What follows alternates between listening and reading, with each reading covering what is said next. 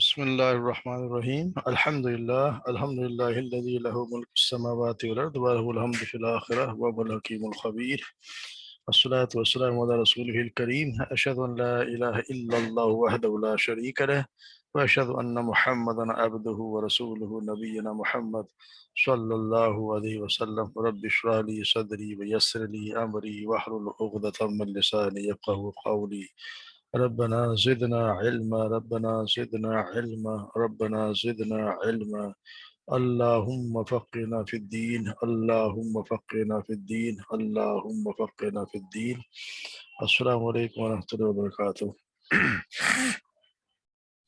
قرآن class میں سب کو خوش آمدید. اللہ تبارک و تعالی ہمارے وقت قبول فرمائے اور ہماری نجات کا ذریعہ بنا دے. اعوذ باللہ من الشیطان الرجیم. بسم اللہ الرحمن الرحیم. وَإِذَا تُتْلَى عَلَيْهِمْ آيَاتُنَا بَيِّنَاتٍ قَالَ الَّذِينَ لَا يَرْجُونَ لِقَاءَنَا ائْتِ بِقُرْآنٍ غَيْرِ هَذَا أَوْ بَدِّلْهُ قُلْ مَا يَكُونُ لِي أَنْ أُبَدِّلَهُ مِنْ تِلْقَاءِ نَفْسِي إِنْ أَتَّبِعُ إِلَّا مَا يُوحَى إِلَيَّ إني يخاف إن عصيت ربي عذاب يوم عظيم. قل لو شاء الله ما تلوته عليكم ولا أدراكم به فقد لبثت فيكم عمرا من قبله أفلا تعقلون. فمن أظلم ممن افترى على الله كذبا أو كذب بآياته إنه لا يفلح المجرمون. ويعبدون من دون الله ما لا يضرهم ولا ينفعهم ويقولون هؤلاء شفعاؤنا عند الله قل أتنبئون الله بما لا يعلم في السماوات ولا في الأرض سبحانه وتعالى عما يشركون.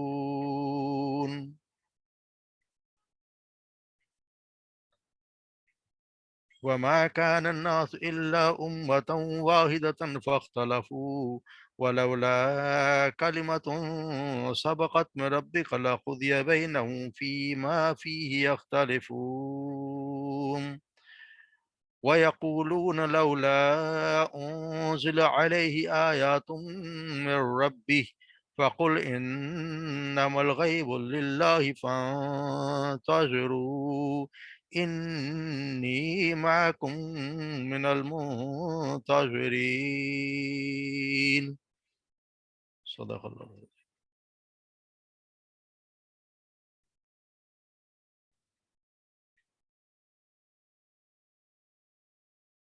وَإِذَا تُتْلَى عَلَيْهِمْ اور جب تلاوت کی جاتی ہیں یا پڑھی جاتی ہیں علیہم ان پر آیاتنا ہماری آیاتنا بینات ہماری واضح آیات قال الذین تو کہتے ہیں وہ لوگ لا یرجونا جو نہیں امید رکھتے لقاءنا ہمارے ملاقات کا ایسی بقرآن لے آؤ کوئی قرآن غیر حاضر اس کے علاوہ یعنی کوئی ایسا قرآن جو اس کے علاوہ لے آؤ او بدلیا اس میں کوئی تبدیلی کر دو. قل کہہ دیجئے ما یکون لی مجھے یہ میرے لیے ممکن نہیں ہے لی میرے لیے ان ابدلہ کہ میں بدل دوں اسے من تلقاء نفسی اپنی طرف سے یعنی اپنی مرضی سے اس میں کوئی تبدیلی کر دوں اس کے کوئی بدل دوں. ان اتبعو نہیں ہے مگر میں اتباع کرتا الا مگر ما یوحا الیہ مگر جو وحی کی جاتی ہے الیہ میری طرف. انی بے شک میں اخافو میں ڈرتا ہوں ان عصیتو اگر میں نے نافرمانی کی ربی میرے رب کی اپنے رب کی عذاب یوم عظیم تو ایک بہت بڑے دن کے عذاب سے کیسے میں ڈرتا ہوں. قل لو کہہ دیجئے اگر چاہتا شاء اللہ اگر اللہ چاہتا ما تلوتہ تو میں نہ پڑھتا اسے تم پر اسے نہ پڑھتا تم پر علیکم تم پر ولا ادراکم بھی اور نہ ہی میں اس کا ادراک کرتا تمہارے ساتھ نہ ہی میں تمہیں اس کی خبر دیتا फ़क़द लबिस्तु, और पस यकीनन, अलबत्ता यकीनन, लबिस्तु मैं ठहरा रहा हूँ, फ़ीकुम तुम में, उमरन एक उम्र, यानी एक उम्र मैंने तुम में गुजारी है, मिन क़ब्ल इससे पहले मैं तुम्हारे दरमियान एक उम्र में रह चुका हूँ। अफ़ला ताक़िलून, क्या तुम समझते नहीं हो। फमन पस कौन, अज़लमु ज्यादा जालिम होगा, मिम्मन इफ्तरा उससे जो इफ्तरा, जो घड़े घड़े, अल्लाह कज़िबा अल्लाह पर झूठ, अव कज़्ज़बा या जुटलाए, भी आयाती उसकी आयात को। यानी उससे बड़ा जालिम कौन होगा, जो अल्लाह पर झूठ बांधे या फिर उसकी आयात को झुटलाए। इन्नहु बेशक वो, इन ये हकीकत है कि दर हकीकत, ला युफ्लिहुल मुजरिमून फला नहीं पाएंगे, या नहीं पाते मुजरिम फला नहीं पाएंगे। तो ये अब्दून मिन दूनिल्लाही, और वो इबादत करते हैं मिन दूनिल्लाह अल्लाह के सिवा, मा ला यदुर्रुहुम जो नहीं नुकसान पहुंचा सकते उन्हें, वला यनफाहुम और ना ही वो नफा दे सकते उन्हें। व यकूलूना और वो ये कहते हैं, हा उलाई ये है वो जो, शुफाउना इंदल्लाह सिफारिश करेंगे हमारी, इंदल्लाह अल्लाह के नज़दीक, यानी हमारी ये अल्लाह के नज़दीक सिफारशी हैं, या ये हमारी सिफारिश करेंगे अल्लाह के नज़दीक, हमारी सिफारिश ये हैं।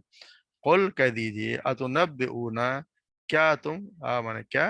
तुनब्बिऊना तुम खबर देते हो, अल्लाह अल्लाह को, अल्लाह के ऊपर ये बिस्मिल्लाह पर जबर है, जबर का मतलब यहाँ पे अल्लाह मफूल, यानी अल्लाह को तुम खबर देते हो, बिमा उसकी, ला यअलमु जो वो नहीं जानता, फिस समावाति वल अर्द ना आसमानों में और ना जमीन में, सुब्हानहु व तआला अम्मा युशरिकून और पाक अल्लाह उससे, और बहुत बुलंद है, अम्मा उससे जो, युशरिकून जो वो उसका जो शरीक बनाते हैं।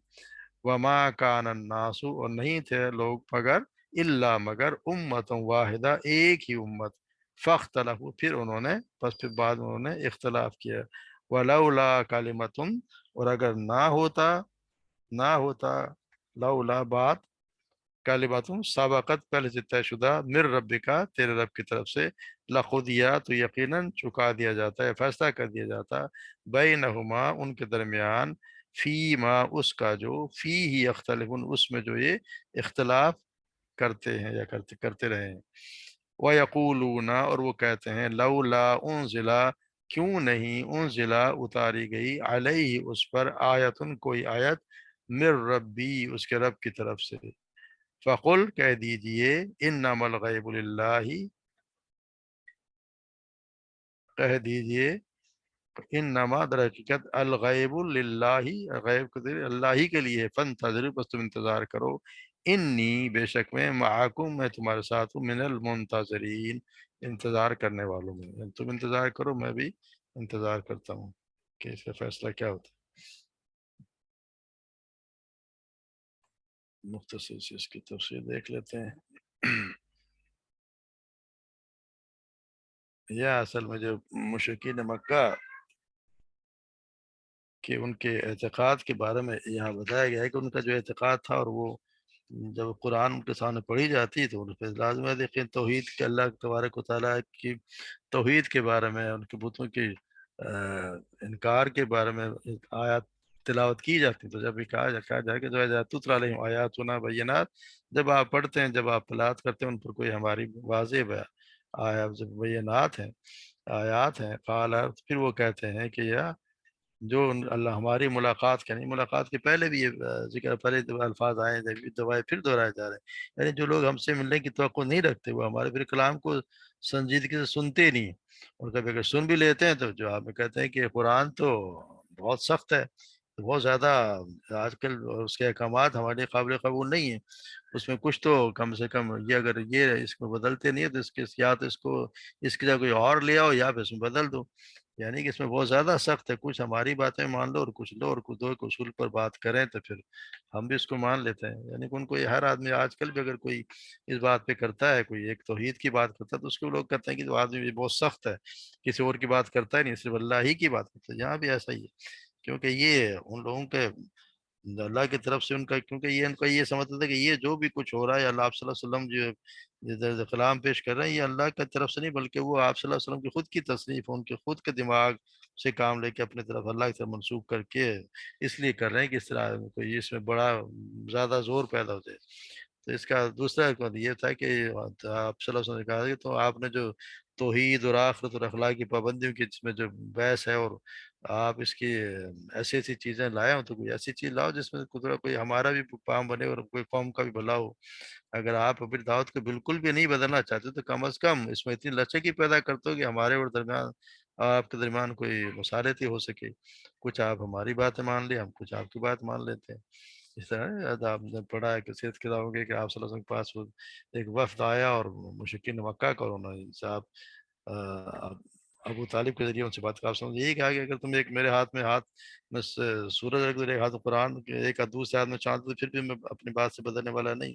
یعنی شرک کی کت بات، تو کسی بت کی اللہ کے سوا وحدانیت کے خلاف کوئی بات سننے کے آپ صلی اللہ علیہ وسلم تیار تھے ہی نہیں، اور یہ چاہتے تھے کہ کچھ ہماری بات بھی مان لیں، کیونکہ ہمارے بتوں کی بھی کچھ یہی اسی پہ ان کی وہ ساری تجارت بھی چلا کرتی تھی، اور اگر ایک اللہ کو مان لے تو ان کا یہ تھا کہ اگر اللہ کو مانیں گے تو ہماری تو چودرہ ختم ہو جائے گی، اور صرف جو ہے وہ ہمارا تو جو خانہ کعبہ میں انہوں نے جو 360 بت رکھے ہوئے تھے، وہ بت کہاں جائیں گے؟ تو یہ آپ سے کہا کرتے تھے کہ آپ جو ہے نا وہ کچھ نہ کچھ تبدیلی کر دیں، اور آپ سے کہہ دیا کہ میں کل ما یکون لی ان ابتلا، مجھے تو یہ اختیار ہی نہیں ہے، میرے لیے ممکن ہی نہیں ہے کہ میں اسے بدل دیں، کیونکہ میری اپنی طرف سے نہیں ہے، یہ میری اپنی مرضی نہیں ہے، یہ تو اللہ کی طرف سے جو مجھ پر وحی کی جاتی ہے اس کے میں تو اتباع کرتا ہوں۔ یہ تو میرا تو کوئی کام ہے ہی نہیں کہ میں اس کو بدل دوں، ممکن نہیں ہے، تو اللہ کی طرف سے ہے کہ اللہ تعالیٰ جو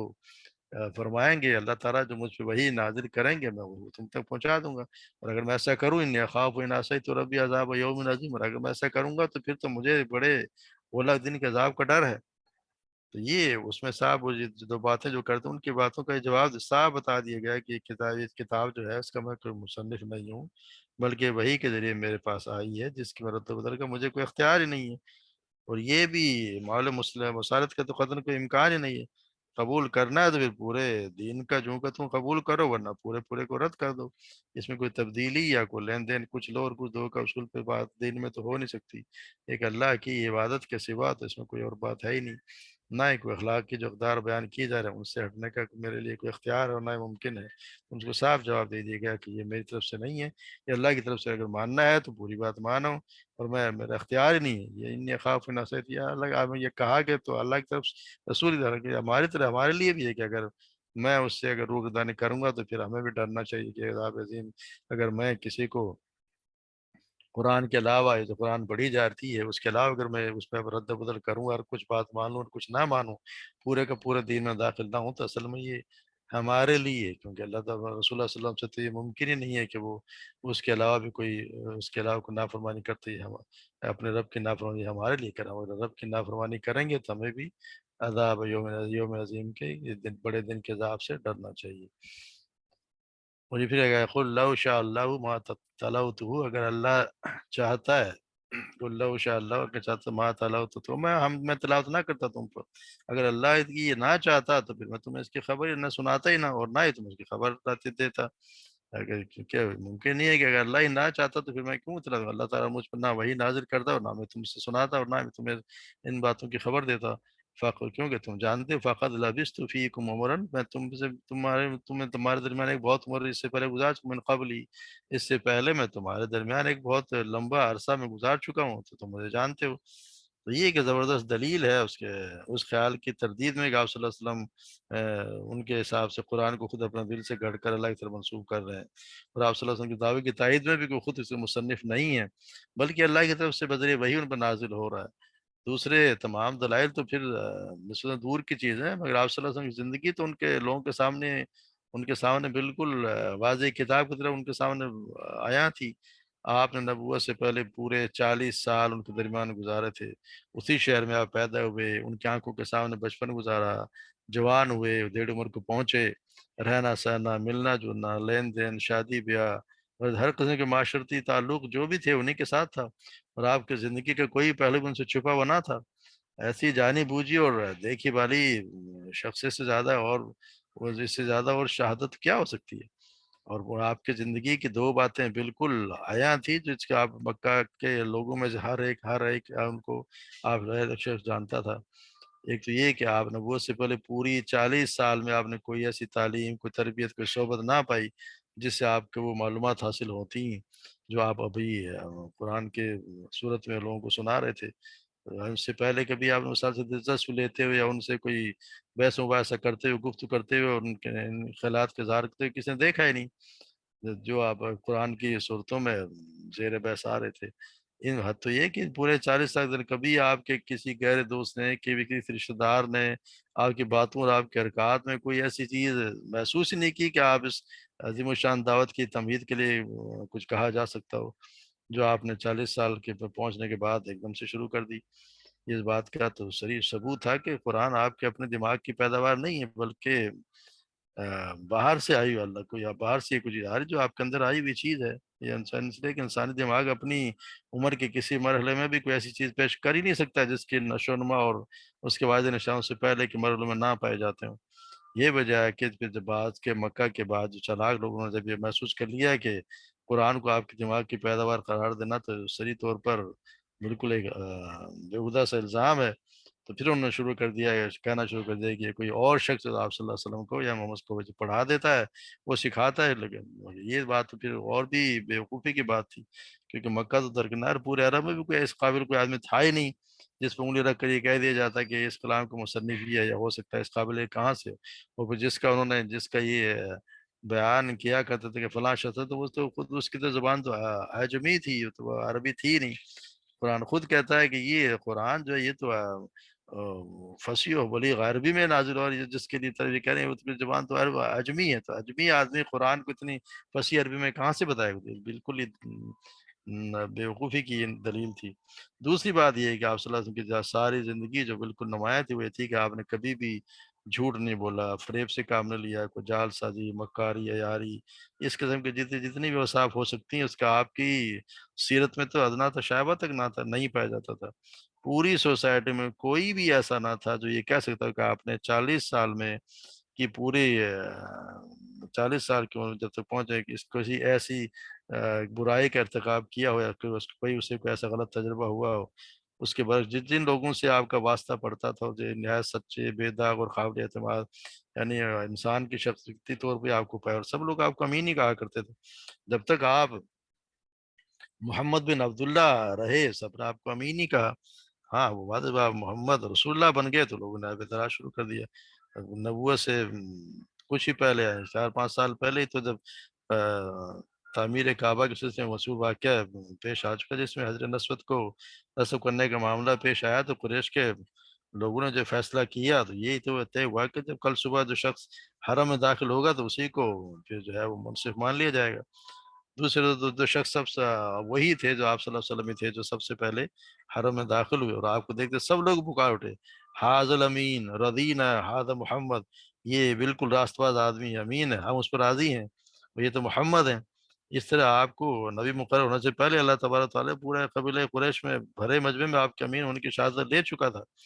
اب آپ ان کے گمان کرنے کی کیا گنجائش تھی؟ جیسے تمام عمر کبھی اپنی زندگی میں چھوٹے سے چھوٹے معاملے میں جھوٹ نہیں بولا، کبھی کوئی جال سازی نہیں کی، فریب سے کام نہ لیا، تو یقین ہوا یقا کو اتنا بڑا جھوٹ اور ایسا عظیم الشان جال و فریب لے کے اٹھ کھڑا ہو کے اپنے ذہن سے باہر باتیں جو بنانے لگے، تصنیف کرنے لگے، ان کا ممکن ہی نہیں ہے کہ اس کا پورا ان کی ساری باتیں انہیں پہ جا رہی تھی۔ دلیل جو دلائل دیے جا رہے ہیں کہ میں تو پوری زندگی تمہارے درمیان گزار چکا ہوں، سب سے بڑی دلیل یہ ہے کہ میں نے کبھی ایسی بات نہیں کی، تو یہ اللہ کی تو یقینی بات ہے کہ یہ اللہ ہی کی طرف سے ہے۔ اللہ تو اسی بنا پر اللہ تعالیٰ آپ سے فرماتا ہے کہ ان سے بے میں کہہ دو کہ اللہ کے بندو کچھ عقل سے کام لو، افلا افلا تعقلون، تم عقل سے کام لو، تو کیا تم سمجھتے نہیں ہو؟ عقل سے کام نہیں لیتے؟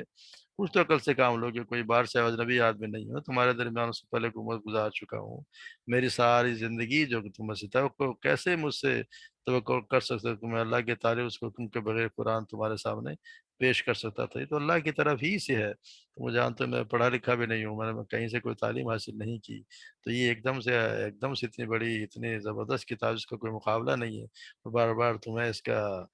چیلنج بھی کی دیا جاتا ہے کہ اگر حالانکہ عربی تو ہر شخص جو بہت بڑے بڑے شعرا تھے اور شعر کرنا ہر شخص کے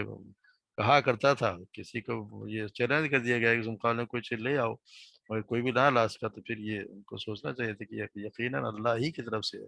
اللہ تبارک و تعالیٰ مگر جس کو کوئی ہدایت دے اس کی بات ہوتی ہے، ورنہ تو کہاں سے ممکن نہیں۔ پھر یہ کہا فمن ازلم ممن افترى اللہ کذبا، اور اس سے بڑا ظالم کون ہوگا جو اللہ پر جھوٹ باندھے، او کذب آیاتی، یا پھر یا پھر اللہ پر جھوٹ باندھے، یا پھر اللہ کی آیات کو جھٹلائے۔ یعنی ان دو باتوں میں سے سب سے بڑا ظالم اور کوئی نہ ہوگا جو دو بات میں سے ایک بات کرے گی، یا تو یہ کہے کہ آیات اگر اللہ کی طرف سے نہیں ہے اور انہیں میں خود تصدیق کر کے آیات اللہ کے سیدھے پیش کر رہا ہوں تو مجھ سے بڑا ظالم کوئی نہیں ہے۔ اگر میں پھر تو میں سب سے بڑا ظالم ہوں، اگر اللہ کی طرف سے جھوٹ باندھ رہا ہوں، اگر اس کے اللہ تعالیٰ کے نام خود سے منسوب کر رہا ہوں، اور اگر واقعی اللہ کی آیات ہیں تو پھر تم ان کو جھٹلا رہے ہو تو تم پھر اس کا تم سے بڑا ظالم بھی کوئی نہیں ہوگا۔ جو اللہ کی آیات کو جھٹلا دے تو پھر اس سے بڑا ظالم بھی کوئی نہیں ہوگا۔ دونوں باتوں میں سے ایک ہوگی، جو اللہ تبارک و تعالیٰ کے نام پر جھوٹ باندھے یا جو کام اس کو خود کرے اور کہے کہ اللہ کی طرف سے، وہ بہت بڑا ظالم ہے۔ اور جو یا یہ کہے کہ جو اللہ کی آیات کو جھٹلائے یا اللہ، تو پھر وہ بھی بہت بڑا ظالم ہے۔ تو پھر ہمیں یہ بھی سوچ رہنا چاہیے کہ اللہ کی کہیں ہم آیات کو جھٹلانا، یہ بھی کہ اللہ کی بات جو اللہ تبارک و تعالیٰ نے اتاری ان کو اگر نہ مانا جائے، ان پر عمل نہ کیا جائے، تو یہ بھی اللہ کی آیات کو جھٹلانا ہی ہے۔ تو اس پہ بھی ہمیں بھی اب غور کرنا چاہیے کہ ہمارا کہیں شمار ان میں نہ ہو کہ ہم بھی کہیں آیات کو جھٹلانے ہو، کہ ہم یہ تو مانتے ہیں کہ اللہ کی طرف سے ہی ہے، اللہ کے رسول کی طرف یہ ممکن نہیں کہ انہوں نے کوئی اپنے طرف سے کوئی بات کہی ہو، تو انہوں نے وہی بات کہی، ہر بات جو اللہ نے ان کو ان کی طرف وہی کی، اور وہ قضا، اور اگر یہ ان میں شمار نہ ہونے لگ جائے کہ جو اس کے ان کی آیت کو جھٹلائے، اللہ کی آیت کو جھٹلائے، اللہ کی آیت کو نہ ماننا، ان کے اوپر عمل نہ کرنا، ان کو جھٹلانے میں شمار ہوتا ہے۔ تو اللہ تبارک و تعالیٰ ہم سب کو اس سے بچائے۔ اور پھر یہ کہ انہو لا یفلح المجرمون، اور یہ کہ مجرم فلاح نہیں پا سکتے، ممکن نہیں کہ مجرم فلاح پائیں گے۔ یعنی فلاح سے مراد یہ نہیں کہ فلاح کو دنیاوی خوشحالی اور دنیاوی فروغ کے معنی میں لے لیتے ہیں، اور یہ دنیاوی فلاح تو اصل میں تو فلاح وہ ہے جو فلاح آخرت کی فلاح، یعنی جو کامیاب ہو گیا، آخر کامیابی وہ ہے جو دوزخ سے بچا لیا گیا، جو آگ سے بچا لیا گیا، وہ یقیناً وہ صحیح فلاح، وہ کامیاب شخص ہے۔ فلاح کے قرآن میں جو ہے نا وہ دنیاوی فلاح کے محدود معنی میں نہیں آیا، بلکہ اس سے مراد وہ کامیابی ہے جس میں کبھی کوئی خسران، کبھی کوئی نقصان نہ ہو، قطع نظر اس کے کہ دنیاوی زندگی میں کہ ابتدائی مراحل میں اگر کامیابی ہوئی یا نہ ہوئی تو وہ الگ بات ہے۔ ہو سکتا ہے کہ ایک جو گمراہی کی کا دائی ہو وہ دنیا میں مزے سے جیے، خوب پھلے پھولے، اور اس کی گمراہی کو بڑا فروغ نصیب ہو، مگر یہ قرآن کی اصطلاح میں فلاح نہیں، وہ بھی یہ بھی عین خسران ہی ہے۔ اور یہ بھی ہو سکتا ہے کہ ایک دائی حق جو دنیا میں سخت مصیبتوں سے دوچار ہو، شدت آرام سے نڈال ہو کر، اور ظالموں کے دست درازوں کا شکار ہو کر دنیا سے جلدی رخصت ہو جائے اور کوئی اسے مان کر نہ دے، مگر قرآن کی زبان میں وہ خسران نہیں بلکہ فلاح ہے۔ یعنی فلاح آخرت کی اصل کامیابی، جو آخرت کی کامیابی ہے، اصل فلاح وہ ہے جو آخرت میں کامیاب ہوگا، جو وہاں پہ کامیاب ہوگا وہ کامیاب ہوگا۔ دنیا کی زندگی میں ٹھیک ہے یہاں بھی اچھا زندگی گزار لے، مگر کوئی ضروری نہیں کہ یہاں جو کامیاب دنیاوی لحاظ سے نہ ہو وہ کوئی کامیاب نہ، اصل میں کامیاب تو وہی ہے جو وہاں پہ کامیاب ہوگا۔ اسی طرح پھر فرمایا جا رہا ہے وَيَعْبُدُونَ مِن دُونِ اللَّهِ، اور وہ عبادت کر رہے ہیں ان کی اللہ کے علاوہ، ما لا يضرهم، جو نہ انہیں کوئی نقصان پہنچا سکتے اور نہ ہی وہ انہیں کوئی فائدہ پہنچا سکتے۔ وَيَقُولُونَ، اور کہتے ہیں کہ هَؤُلَاءِ شُفَعَاؤُنَا عِندَ اللَّهِ، وہ کہتے ہیں یہ کہ وہ ہیں کہ جو ہمارے سفارشی ہیں۔ یہاں پہ یہ صاف ان کی بات بتا دی گئی ہے کہ ان کا جو اصل میں مشرکین مکہ کا یہ بھی ایک ان کا اصل دین سمجھ لیا، ان کا بتا دیا کہ یہ وہ ہے کہ ان کا یہ تو کم سے کم یہ ان کا تھا کہ وہ سوائے اللہ کو یہ ضرور مانتے تھے کہ اللہ ہی جو ہے، یہ ان کا عقیدہ یہ تھا کہ اللہ مالک بھی ہے، خالق بھی، اللہ کے کائنات کا پیدا کرنے والا اللہ ہے، مالک بھی اللہ ہے، رزق بھی اللہ ہی دیتا ہے، مگر وہ اپنے بتوں کو کائنات کا خالق و مالک نہیں مانتے تھے، بلکہ یہ سمجھتے تھے کہ اللہ کے قرب کا وسیلہ ہے، ان کے ذریعے ہم اللہ کے قریب ہو سکتے ہیں۔ ان کا ایمان یہ تھا کہ جن ہستیوں کے نام پر یہ بت بنائے گئے ہیں وہ ہستیاں اللہ کے یہاں بہت زیادہ مقرب اور محبوب ہونے کے باعث ان کے یہاں ہماری سفارش کریں گے۔ ان کا یہ نظریہ تھا کہ ورنہ اللہ کو تو رازق مالک کو تو وہی مانتے تھے، ربوبیت تو اللہ کی مانا کرتے تھے، اصل مسئلہ تو آگ جا کے الہیت مطلب تھا۔ یا آج کل بھی ہمیں سنیں ہمارے یہاں بھی ایسا ہی ہے، ہمارے جو لوگ جو اللہ کے علاوہ دوسروں کو مانتے تو نہیں، لیکن ہم دوسروں کی پوجا جو کرتے ہیں ان کا بھی یہی نظریہ ہے کہ ہم ان کی بات تو نہیں کرتے، یہ تو ہمیں ان کے اللہ کے قریب کریں گے، ہمارے سفارشی ہیں، کہ اللہ ہماری تو سنتا نہیں، ان کی سنتا ہے۔ ہماری نہیں سنتا، ان کے ذریعے ہم اللہ کے وسیلہ بھی دے رہے ہوتے ہیں۔ تو یہ ان کا پھر ہمیں سوچنا چاہیے کہ جب وہ مشرکین مکہ کو تو ہم کہتے تھے کہ وہ جو ہے وہ شرک کرتے ہیں، تو ہم کیا کر رہے ہیں؟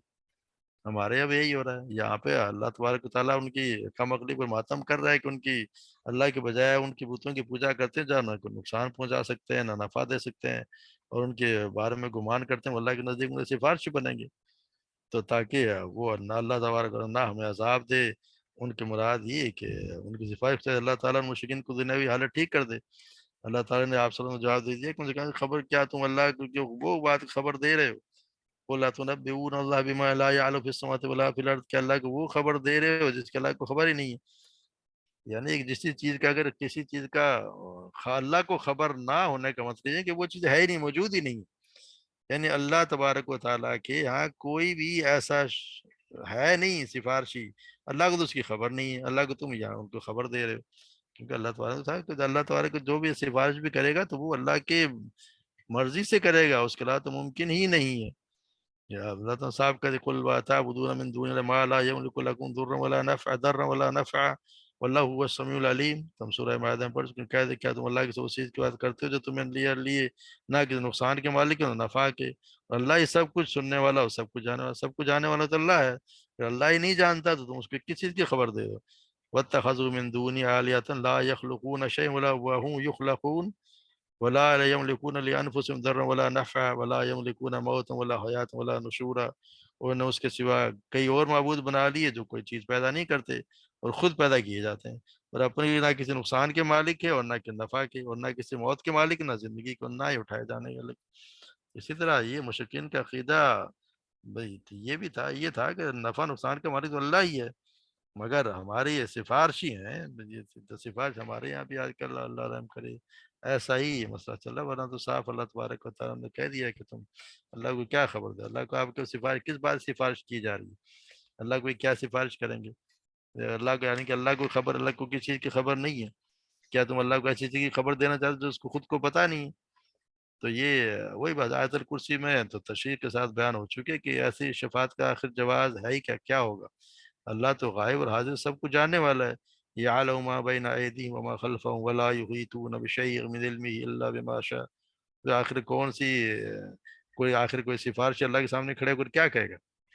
کس بنیاد پر اس کو سفارش کرے گا؟ کیا وہ اللہ سے یہ کہے گا اللہ تو اس آدمی کو ٹھیک سے نہیں جانتا، میں اسے اچھی طرح جانتا ہوں، یہ بہت اچھا آدمی نیک آدمی ہے، تو کیا وہ اللہ کو جو بتانا چاہے گا جو معاذ اللہ جس کو خود نہیں جانتا؟ اللہ تبارک و تعالیٰ تو ہمارے دلوں کے حال بھی جانتا ہے، تو سفارش کرے گا وہ تو اس کے دلوں کے حال بھی نہیں جانتا۔ میں کوئی کام کر رہا ہوں تو میری اللہ تبارک و تعالیٰ تو میرے دل کا حال بھی جانتا ہے، وہ شخص جو میری سفارش کرے گا وہ تو میرے دل کا حال نہیں جانتا کہ میں کس نیت سے کام کر رہا ہوں۔ اب میں جو پڑھا رہا ہوں یا بول رہا ہوں اس وقت پڑھ رہا ہوں، یہ کس نیت سے کر رہا ہوں، یہ تو میری نیت اللہ ہی جانتا ہے۔ جو شخص بھی کوئی عمل کرتا ہے تو اس کی نیت اللہ ہی کو معلوم، اللہ کے ساتھ کوئی نہیں جانتا۔ تو اللہ تبارک و تعالیٰ سفارش کا، تو سفارش یہ ہوتی ہے کہ آپ کسی کو وہ بات بتائیں جو اس کو معلوم نہیں ہو، کہ جیسے سفارش کی جاتی ہے کہ جی یہ لڑکا بڑا اچھا ہے جی اس کو آپ رکھ لیں جی بڑا قابل ہے فلانا ہے، کیونکہ اگلے کو نہیں پتا ہوتا، آپ تو بتا رہے ہوتے ہیں۔ اور اللہ کے ہاں تو اللہ تو ہر چیز کو، اللہ تو ایک ایک ہر چیز کو جاننے والا، اس کو کیا سفارش؟ ہاں یہ ضرور ہے اللہ تبارک و تعالیٰ جس کے لیے چاہیں گے اس کے لیے اجازت دیں گے، اللہ کی اجازت ہوگی تو کوئی سفارش کرے گا، مگر یہ جو کہ ان بزرگوں کو انہوں نے بنائے ہوئے ہیں، ان کے بت بنا لیے ہیں کہ ان کی وجہ سے ہم کہہ وہ بھی ہم ان کی عبادت نہیں کر رہے، مگر یہ تو ہمارے سفارشی ہیں،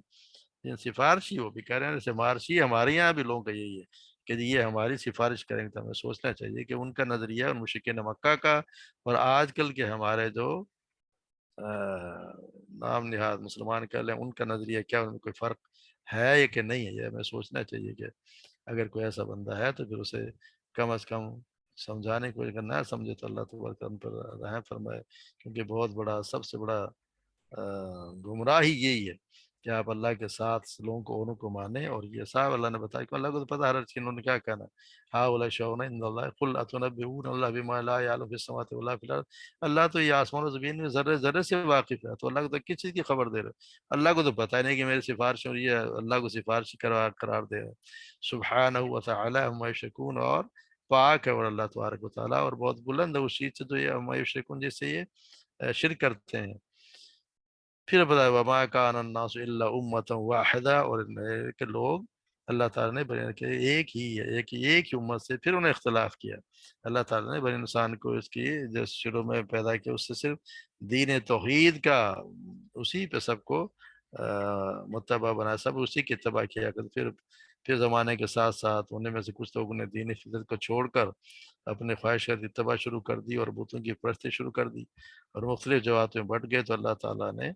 پھر ان پر رحم کھاتے ہوئے انبیاء کو مبعوث کیے جنہوں نے توحید کی دعوت دی۔ اس کے بعد اللہ تبارک و تعالیٰ فرما دے کہ اللہ کا پہلے سے فیصلہ نہ ہوتا تو کسی کو بغیر حجت تمام ہوئے عذاب نہیں دیتا، اور اللہ کے جزا و سزا کو قیامت کے دن مؤخر کر دیا تو پھر تو دنیا میں کافروں کو ہلاک کر دیتا، مگر اللہ تبارک و تعالیٰ کا تو یہ ایک فیصلہ ہے، وَلَوْ لَا كَلِمَةٌ سَبَقَتْ مِن رَّبِّكَ، کہ ایک وقت آئے گا، وقت مقرر کیا اللہ نے تبارک و تعالیٰ، جب تک اس کا وقت نہیں آئے گا وہ ظلم کرتا رہے گا، پھر بھی اللہ تبارک و تعالیٰ ان کا فیصلہ انہیں اسی دن کرے گا جس دن قیامت واقع، جس دن فیصلہ کرے گا۔ تو یہ ہمیشہ سے شروع میں تو انسان سارے ہی توحید پر تھے، اور یہ ایک وقت تھا کہ تو یعنی کہ سیدنا آدم علیہ السلام، سیدنا نوح علیہ السلام کے زمانے میں جا کر یہ اصل میں تو شرک شروع ہوا ہے۔ ادھر سیدنا ابو امامہ بیان کرتے ہیں، آپ صلی اللہ علیہ وسلم نے سوال کیا ہے آدم علیہ السلام پیغمبر تھے؟ تو آپ نے فرمایا ہاں، وہ ایسے نبی تھے جن سے اللہ تعالیٰ نے کلام بھی فرمایا تھا۔ پھر وہ پوچھنے لگا کہ سیدنا آدم اور سیدنا نوح علیہ السلام کے درمیان کتنی مدت ہے؟ تو آپ نے فرمایا 10 10 صدیاں یا نسلیں، یا تو 10 نسلیں گزری یا 10 صدیاں گزری، کیونکہ یہ شرک جا کے جو ہے نا ان کے سیدنا نوح علیہ السلام کے زمانے میں شروع ہے، ورنہ اس سے پہلے سب لوگ توحید کے ہی عبادت کی توحید پہ ہی چلا کہ تم کا ایک عقیدہ توحید، عقیدہ توحید ہی تھا، اس کے بعد مشکل ہوا۔ پھر وَيَقُولُونَ لَوْلَا أُنزِلَ عَلَيْهِ آيَاتٌ مِّن رَّبِّهِ، وہ کہتے ہیں کہ کیوں نہیں نازل کی گئی اس پر کوئی آیات ان کے رب کی طرف سے۔ فَقُلْ إِنَّمَا الْغَيْبُ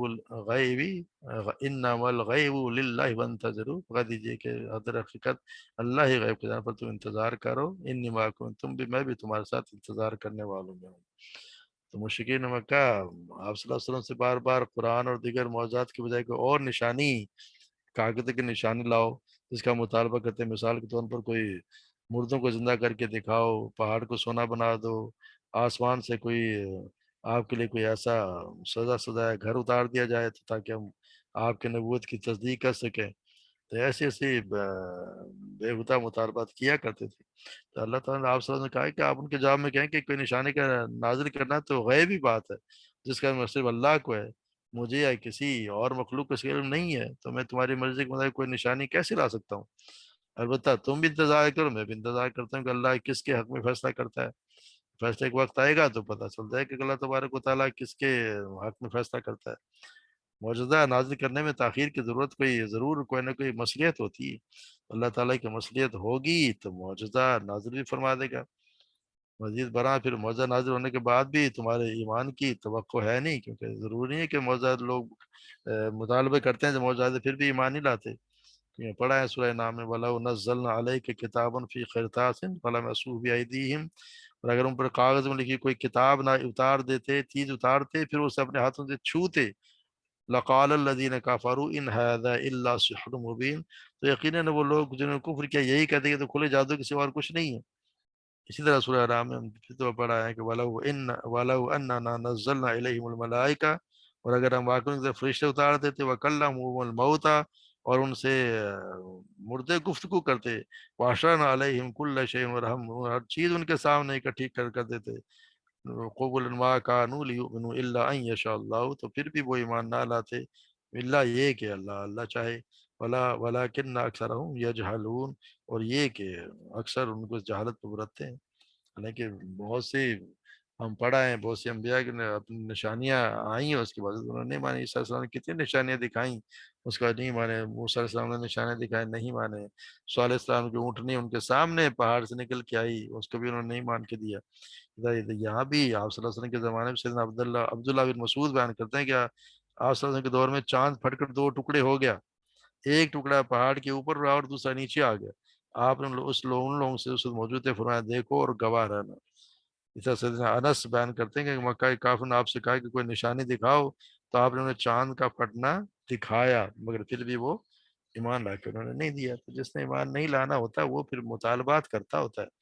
تو جس نے لانا ہوتا ہے وہ پھر نشانی تو نظر آ رہی ہے. اللہ تبارک و تعالیٰ روز و نشانیاں دکھا رہا صلی اللہ علیہ وسلم کی خود کی شخصیت ان کے درمیان تھی، وہ ایک بہت بڑی نشانی تھی. ان کو 40 سال سے دیکھتے آ رہے تھے، سب سے بڑی نشانی تو خود تھے. مگر وہ اگر اللہ تبارک و تعالیٰ ان کو ہدایت نہ دے تو پھر کیا کر سکتا تھا. اللہ تبارک و تعالیٰ ہمیں بھی قرآن کو صحیح سمجھنے کی اور اس پر عمل کرنے کی توفیق عطا فرمائے. وما علینا الا البلاغ.